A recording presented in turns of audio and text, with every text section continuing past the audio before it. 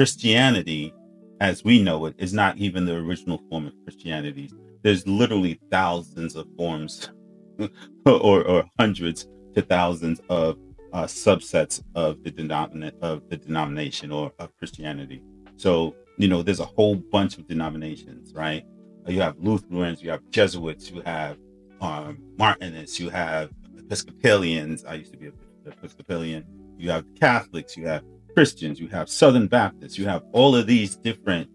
You have Pentecostals, right? You have all of these different variants of the same religion, right?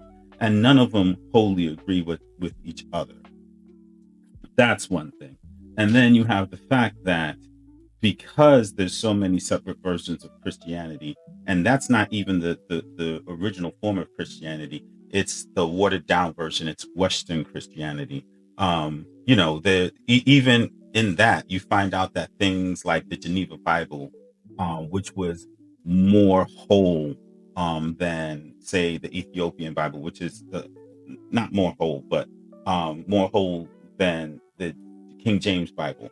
You find out that the reason why the Geneva Bible was banned was because it had information in there that the king didn't want. So a new version was written. I think the King James Bible came out after the Geneva Bible, but it was considered contraband. You would be executed if you had that book, right? Because they didn't want people to understand and learn things. This is why when slavery started happening in the West, by white Europeans, they created a version of the Bible that was even more bastardized, right? The King James Bible was created off of a king's ego, right? He didn't like certain things and he wanted to do certain things, so he had the Bible rewritten, so he could get certain things done.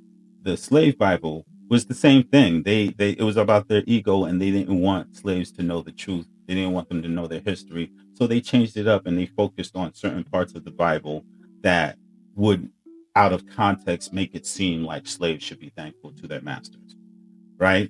But none of the slave owners wanted to be slaves, but yet they wanted to have slaves understand that you should be thankful to us for the nonsense.